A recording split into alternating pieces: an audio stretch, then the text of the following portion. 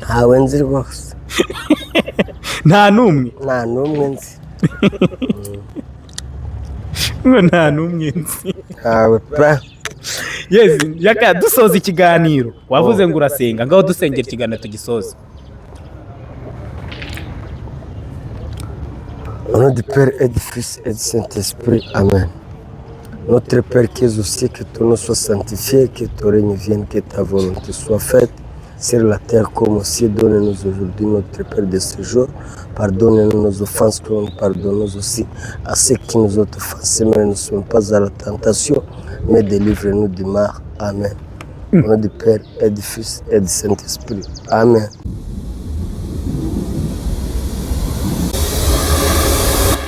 Angelique Web TV. Yes, twongeye kubasuza tubifuriza amahoro y'Imana mwe mukurikira Angelique Web TV. Nkubwira ntiwe wakoze subscribe kuri Angelique Web TV. Amafufa amafaranga agufrebe nge muri kumva inyuma ya kamera kuri mikoro ni wa muhungu wanyu Dani Kitatere cya Mutabazi Rutarimba n'ibinyoma intore idatoragura amayugi. Imbere kuri kamera rero tuhafite umutumirwa ariko musanzwe muramuzi ni igikura nkota. Yavuze byinshi yagiye henshi. Mumuzi muri aya magambo cyangwa mumuzi muri iyi zina turi kumwe nande? Yaka Abe. Usigaye witaba nk'abakobwa noneho? Nkunda kwitaba ku kantu kwa Abe. Abe, sundi Abe bisobanura iki mu Kinyarwanda kivugitse neza? Ni ukuvuga Abe, njye ntabwo nzi ko icyo bisobanura ariko gusa n'abashiki bacu abantu twagiye dukurira hariya za Goma. Usanga abakobwa baho bose ntabwo ari bya bindi bya Karame, bose bitaba Abe. Abe. Ubwo ni ukuvuga ngo Abe naho abahungu ni present. Ari Kinyarwanda ntabwo tukizi. Hoyaze. Ubashobora none se mu ishuri ko biga Ikinyarwanda bakaguha ikizamini cy'Ikinyarwanda ugatsindwa ukabona 0 kandi uri umunyarwanda. N'ikinyarwanda ubwacyo ntabwo tukizi. Ntabwo rero wavuga ngo uzi Igifaransa cyangwa ngo uzi Icyongereza. Ushobora kuvuga ariko hari ibindi utazi. Yaka mu ishuri wiganire isomo ryagutsindaga? Ni imibare. Imibare? Imibare no yagutsindaga? Imibare niyo yatsindaga kandi buriya imibare twe mu gihe cyacu sinzi niba nuba ariko bimeze. Imibare niyo yagiraga amanota menshi. Ko umuntu watsindaga imibare yabaga ari umuhanga kandi wabaga watsinze imibare. Nubwo watsinda ni masomo nk'abiri gusa wabaga watsinze. Ariko nkatwe twarabaswa mu mibare. Gutsindwa byabaga byoroshye cyane. Irindi somo wabonagamo amanota menshi cyane ni irihe Yaka? Boy isomo nabonaga andi masomo yose. Uretse irindi somo ryananiraga ni Ikinyarwanda. Ikinyarwanda buriya nakundaga kugitsindwa ko nari nirutse muri Kongo nta n'icyo nzi nangwa na n'ubu wenda nagerageza ariko none nari nirutse muri Kongo nari ugushakisha ari cya Kinyarwanda nyine cyari iwacu Masisi kuko njyewe hari iwacu Masisi n'ubundi ni muri Kongo ariko navutse nsanga ari Ikinyarwanda tuvuga mu rugo. Yaka uvuze za Masisi na za Kongo aho hose buriya baravuga ngo iyo ukubise ukoze hasi unyibutse ibuye. Hari umutipe umaze iminsi uri gutrendinga kuri YouTube bamwita ngo Chimangwema. Chimangwema uramuzi? Chimangwema ndamuzi. Chimangwema ngo niwe muntu ngo mwabanye cyane ngo ari nk'umukozi wawe. Nibyo koko gira iki cyo ntabwo twabanye nk'umukozi wanjye ni ukuvuga yari umurara nanjye ndi umurara rimwe na rimwe tugasangira tugasangira kanyanga tugasangira ibintu by'amafege urumva rimwe na rimwe baba bamukingiranye yabona atari butaye waba kaza karara muri gito yanjye ara ahantu ngo wamurazaga ngo hasi ngo ariko ngo ukiryamira hejuru. Yaka ari umuntu nkawe ukamuraza se ukiryamira kuri matora kweli? Oya namurazaga imbere y'umuryango kugira ngo nibaza bari we bahera. Bande se bande bazaga wabonaga ari we bari yabonaga ari ikibo wabonaga ari ikibo bari murambusha. Hari ibintu yavuze ngo ikintu wiyamirira ngo burango ntago hayoberwa ahantu hari inyama ngo ahantu hari inyama ngo muri karitsiye hose ngo ugomba kubuhaza. Mbona ukuvuga ngiye nyiba mu nkambi ahantu batekaga neza nabaga maso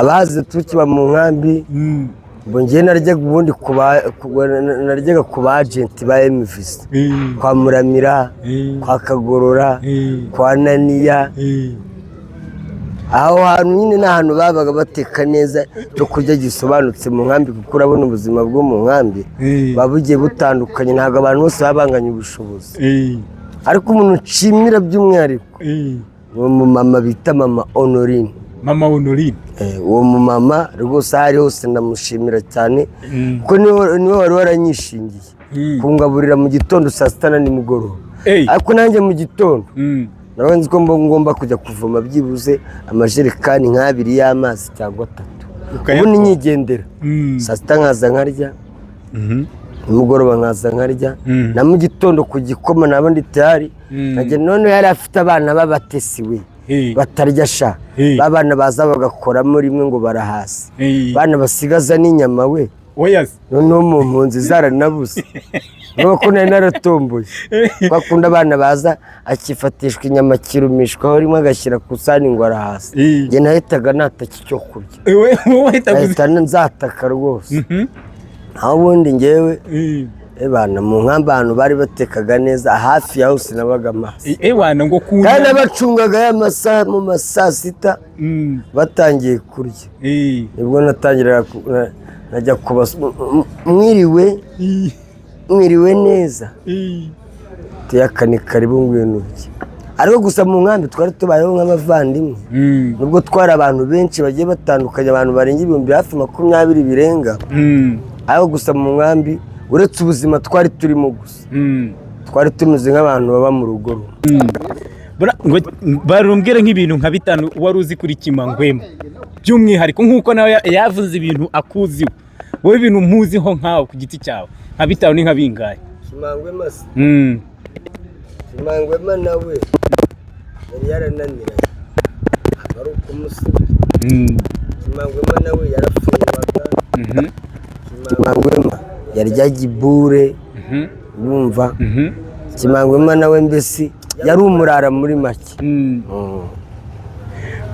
ariko nyine ni bwa buzima bw'ubuhunzi buri buzima bw'ubuhunzi hari ukuntu umuntu acanganyikirwa bitewe na life inzara iki ukeneye ntukibone waba ukeneye nk'iyo nkweto nziza ntuyibone waba ukeneye nk'ako gashati keza ntukabone bitewe n'ubuzima bw'ubuhunzi ababaye mu nkambi bo barabizi ugasanga rero ubwo buzima butuma abantu bishora mu biyobyabwenge ugasanga bamwe batangiye no kwiba bitewe n'iki n'ubuzima n'ubuzima buhindura umuntu ugasanga umwe rimwe na rimwe ugasanga umuntu yabaye nk'umusazi kandi ari muzima yaka ikintu ubuzima cyakwigishije ku buryo uvuga ngo byibura nimbyara umwana abana nzababwira we kuzakora iki kintu ni ubuhe biterwa n'uburyo babyaye ni ukuvuga nubabyara udashoboye kubarera nta nshingano bafiteho nta n'imwe ushoboye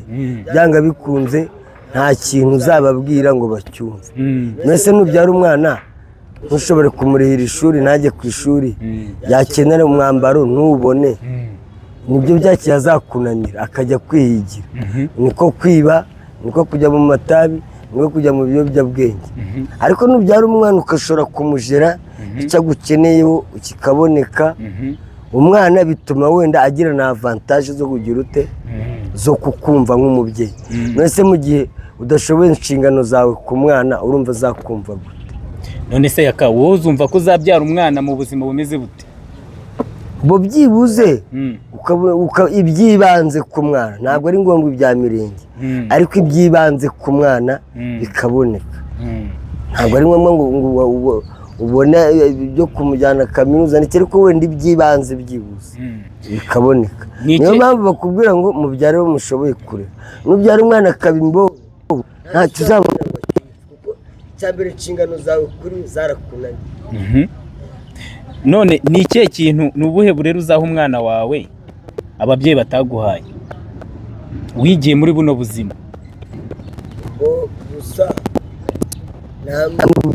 namubwira akiga nkamwigisha amashuri byanshobokera byananirana nkamwigisha n'imyuga nkamurinda amatabi nkamurinda ikigare urumva kuko nanjye biri mu byatumye nagera ku biri ngombwa ni ukuvuga ngewe ahantu nagiye ngire sheke aho hantu nahamurinda ariko noneho mu gihe nawe ubwawe utishoboye ntacyo umumariye nta na rimwe umwana azakumva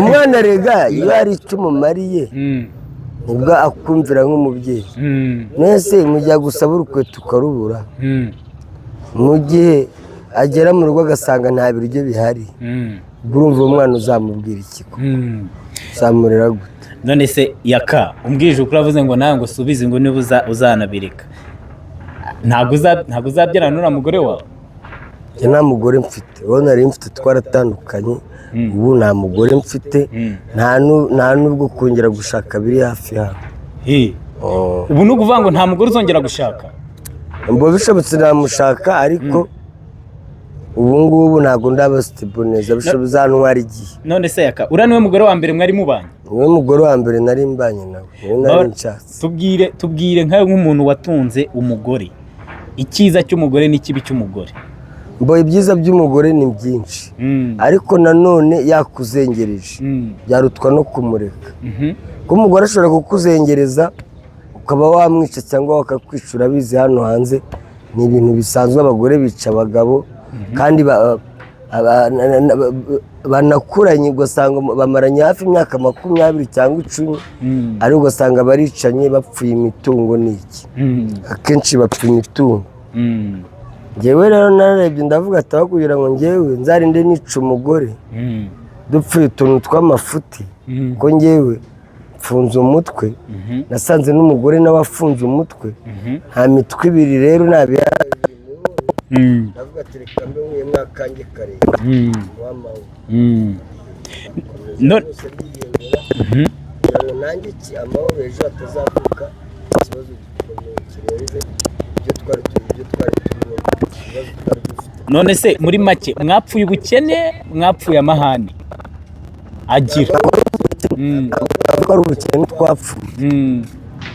twapfuye bwira nk'ibintu nka bitatu wumvishe uvuga ati ibintu njye ntabwo nari kubyihangana rimwe kabiri yewe sinjya nkunda umuntu nteranana w'amagambo njye rero guteranana dusaba amagambo byari kuzatuma havuka ikibazo gikomeye ugasanga mukubise nk'ikintu ndamwe nahoraga mena amaterimusi mena amateleviziyo kubera iki esprit yanteye umujinya ubwo rero nahisemo kwigendera kugira ngo rimwe ntazamume n'ijisho cyangwa se nkamuca nk'akaboko ugasanga ngiye imageragere kubera iki umujinya niyo mpamvu nahisemo kumuhunga none se yaka ubwo agusabye imbabazi ubu ngubu akabwira ati mugabo wanjye rwose mbabarira twongere dusubirane buri kimwe cyose aho uzi nagukoshereje nzahagusaba imbabazi ntabwo mwasubirana ntabwo twasubirana kubera iki ni ukuri ko Imana byararangiye n'imbere y'Imana ntabwo twasubirana aramutse akubwiye ngo yaka dore imodoka na n'umushoferi muri gahunda zawe zose uzajya ujyamo ufite umushoferi n'imodoka ngira ikiburi ngewe mfunze umutwe nanga agasuzuguro aho kugira ngo nsuzugure ngewe ngo ni uko wazanye imodoka cyangwa ni uko wazanye amafaranga ushake kumfata nk'imbwa yawe nakureka nkarya duke nkaryama kare bivuze ngo warazinutswe burundu njye rwose sinkunda agasuzuguro kuko dusaba ukuntu ateye ni uko wenda mumubona gutya ariko dusabe ni wa muntu ufunze umutwe ni wa muntu noneho utajya wemera ikosa iyo yakosheje ukamubwira ikosa yakoze ararakara ahubwo kukurusha uretse yaka ko bavuga ngo umugabo washatse ngo aba yemerewe kuba inganzwa wowe kuba inganzwa byarakunaniye ntabwo nabishobora pe niba hari n'undi wenda nzashaka ntazaze ateye muri ubwo buryo ngo ngewe nzaba inganzwa ntabwo ndi muri abo ngabo rwose ngewe yakamuhana ntabwo ndi muri abo kazi. Ako si ubwo yaka. Ahubwo nabireka no gushaka nabireka. Ubona gusenya bidaterwa na kiriya kigare cyose uba urimo cyose ko ariko abantu hananze bavuga. Oya ntabwo ari ngo kuba ngo mushuti wawe ngo nawe ngo ahora ari muri rwaserera ngo kuba yarashatse abagore benshi ngo kandi akaba ari inshuti. N'inzovu afite uko ateye nanjye mfite uko nteye. Ntabwo rero none se nka anekerereza nta nubwo duhuje ibitekerezo. None se nka uko atekereza nanjye mfite uko atekereza nta n'ikigare mbamo. None se mu by'ukuri nk'inshuti yawe nka Nzovu ibonye warasenye inama kugira ni iyihe kari inshuti yawe yangiriye nawe byaramuyobeye nawe byaramucanze yananiwe kubaka urwe ngo azaza kungira inama kuko Nzovu niwe wangira inama. Hagati hose ubwo muri mwebwe uzarusha undi ubwenge akubaka ninde muri bana simbizi ngewe kubaka nta nubwo ari bwo bwenge. Hano hanze hari abagabo batagira abagore kandi babayeho neza bibereyeho barya ibyabo neza mu mahoro. Barahari benshi batashatse kandi bariho neza mu mahoro. Noneho barumbwire uvuga uti wa musore wowe utarashaka nujya gushaka cyakubere kuzagendere kuri bino bintu. Oya buriya ngo umugore mwiza umuhabwa n'Uwiteka. Umugore mwiza umuhabwa n'Uwiteka kuko kujya gushaka utazi umuntu uwo ari we utazi uko ateye ni ikibazo gikomeye. Nujya gushaka rero umusore wanjye uzabanza umenye umuntu neza ubanza umwigeho mumarane nk'ukwezi cyangwa n'amezi. Buriya hari abantu bajya gushakana bamaraze bakaba ari abafiyanse bagakora fiyansaye nk'amezi 6 batarashakana bakiri kwiganaho neza. Ariko bya bintu byo kubona umuntu araje urafashe ngo urarongoye uragiye ukubisa amago hari igihe uzezanira kabutini. Ukuri kw'Imana hari abantu bari hanze utamenya ngo bafite imico iteye ute. Burangiye Dusabe yaraje avuye iwabe Huye araza arambwira ati nshaka ko tubana ariko narabyaye kubera ko nanjye numvuga nkeneye umugore ndamubwira sawa ngwino. Ariko sinari muzi sinari nzi uko ateye nagiye mumenye ko twagiye tumarana igihe nibwo nagiye mbona uko ateye. None niba mbyumvishe neza Dusabe niwe waguterese kuruta ko wowe ntago ari we wamuterese. Niwe wanterese ni ukuri kw'Imana. Izina ry'Imana Dusabe niwe wanterese. None se nk'ibintu nka yamamagaraga kuri telefone nzi ko ari umufana usanzwe. Yambonaga kuri YouTube sinzi aho yakuye na nimero yanjye akajya amamagara akambwira ngo arankunda rimwe arambwira ngo araza kukundira araza turabona narambwira ngo arankunda. Wumva niwe wanterese rwose ntabwo ari byamuterese. None se mu by'ukuri uravuze ati niwe wanterese nk'amagambo nk'atatu yaba yarakuvuga avuga ati sha uyu ni umugore kabisa reka tubane. Yarambwira ati ngewe naragukunze ariko dore ni naha twari twicaye akiza namwicaje mugura agafanta turaganira arambwira ati ngewe naragukunze urumva nshaka ko tubana ariko mfite umwana. Aragaruka bwa kabiri turongera turaganira. Ubwa gatatu nambwira agenda uhambire imyenda yawe uze ko nawe mfite amafaranga mpita nkodesha inzu ngura n'ibikoresho byo mu nzu. Urumva Dusabe tubana gutyo ariko ngiye Dusabe siniyize mutereta niwe wanterese. Dusabe niwe waguterese? Niwe waje kumiga avuye iwabo. Waje kumiga rwose nta banga rihari nawe yanabivuga ko namubeshye. Oya ngendagira ngo byibura uzanyemerera mureke mbicazanye nabo uzabyemera. Nta kibazo dore twicarana hano sineze twari turi kumwe. Nta n'urwango mufitiye nabona n'umugabo rwose bazagira urugo rwiza nta mutima mubi ngira ngiye mu buzima bwawe. Hasi ubwo yaka aramutse akizera uba aramutse akiza akagenda ko akajya kubwira ati nyamuneka niwe nkunda niwe mugabo wanjye wa mbere ntago wamusubiraho. Ni ukuri kw'Imana naramubwiye no mu kiganiro namwe nubwo wamana miliyari ntago ngiye twasubirana kuko icya mbere amafaranga wama ntiyagukuramo uko uteye kandi uko uteye nanjye uko nteye nicyo kibazo. uri amashanyarazi nanjye ndani ntago rero twahuza. None se yakamba rumbwiza ukuri hano mu Rwanda uramutse uvuze ati noneho ngiye gushaka mu bakobwa by'ubura waba warahuye nawe bavuga ati ngo yakubaka n'ubuhe? sha ntawe ureba ku mutima w'umuntu, ntabwo nakubwira ngo ninde. ubu se dusaba ukuntu namubonaga, nari nzi ko yananiza kuriya, nanjye sindi umwere, nawe nagiraga amakosa. igihe nagendaga nkarara hanze cyangwa rimwe nkamuca inyuma akanabimenya, nanjye amanyanga ndayafite. ariko rero mu gihe ntawe ushoboye kwihanganira undi, twatandukana mu mahoro. ubu noneho rero urugo wararwize, wararubonye, buri ikibi n'ikiza cyarwo. nuramuka ugiye gushaka noneho ukavuga ati none mfashe umwana, ukunda be ntabwo uzapfa udashatse akacya gitutsi, noneho uzagendera kuki? nibyo nakubwiraga, umugore mwiza umuhabwa n'Uwiteka.